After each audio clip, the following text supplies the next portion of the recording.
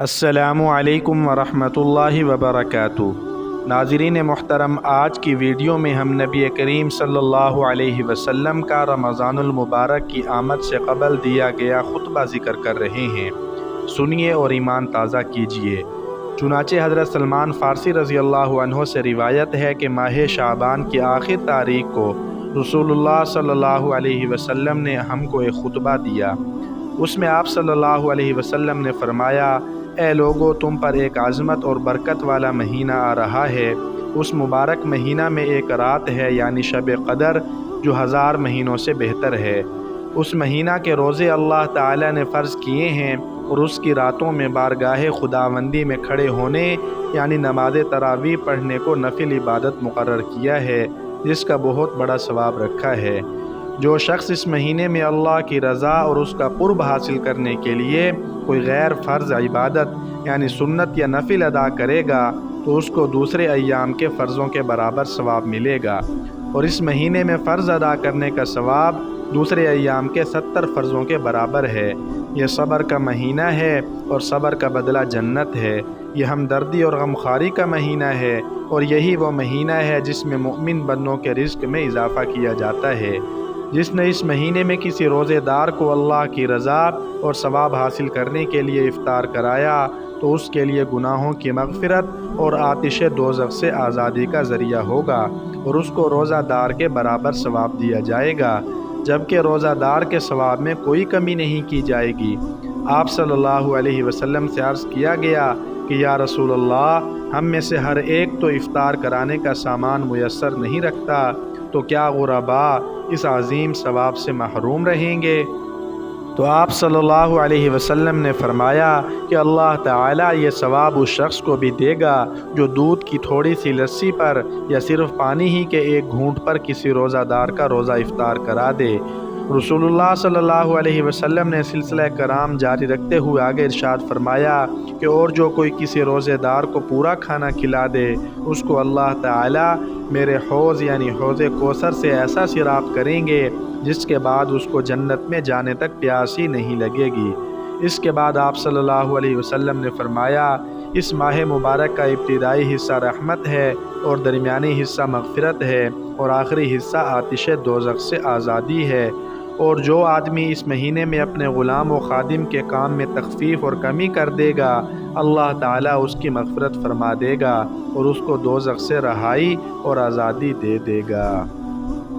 ناظرین مکرم، اس خطبہ نبوی صلی اللہ علیہ وسلم کا مطلب و مدعا واضح ہے، لیکن اس کے چند اجزاء کی مزید وضاحت کے لیے کچھ عرض کیا جاتا ہے۔ نمبر 1، اس خطبہ میں ماہ رمضان کی سب سے بڑی اور پہلی عظمت و فضیلت یہ بیان کی گئی ہے کہ اس میں ایک ایسی رات ہوتی ہے جو 1000 دنوں اور راتوں سے نہیں بلکہ 1000 مہینوں سے بہتر ہے، جیسا کہ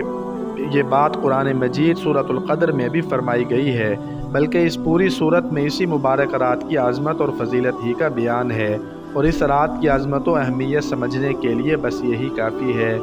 1000 مہینوں میں تقریباً 30,000 راتیں ہوتی ہیں۔ اس لیلۃ القدر کے 1000 مہینوں سے بہتر ہونے کا مطلب یہ سمجھنا چاہیے کہ اللہ تعالیٰ سے تعلق رکھنے والے اور اس کے قرب و رضا کے طالب بندے اس ایک رات میں قرب الہی کی اتنی مسافت طے کر سکتے ہیں جو دوسری ہزاروں راتوں میں طے نہیں ہو سکتی۔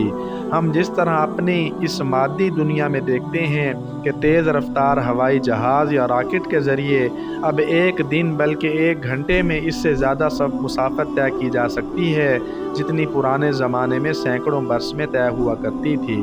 اسی طرح حصول رضائے خداوندی اور قرب الہی کے سفر کی رفتار لیلۃ القدر میں اتنی تیز کر دی جاتی ہے کہ جو بات صادق طالبوں کو سینکڑوں مہینوں میں حاصل نہیں ہو سکتی، وہ اس مبارک رات میں حاصل ہو جاتی ہے۔ اسی طرح اسی کی روشنی میں حضور صلی اللہ علیہ وسلم کے اس ارشاد کا مطلب بھی سمجھنا چاہیے کہ اس مبارک مہینہ میں جو شخص کسی قسم کی نفلی نیکی کرے گا، اس کا ثواب دوسرے زمانہ کی فرض نیکیوں کے برابر ملے گا، اور فرض نیکی کرنے والے کو دوسرے زمانے کے 70 فرض ادا کرنے کا ثواب ملے گا۔ گویا لیلۃ القدر کی خصوصیت تو رمضان مبارک کی ایک مخصوص رات کی خصوصیت ہے، لیکن نیکی کا ثواب 70 گنا ملنا یہ رمضان مبارک کے ہر دن اور ہر رات کی برکت اور فضیلت ہے۔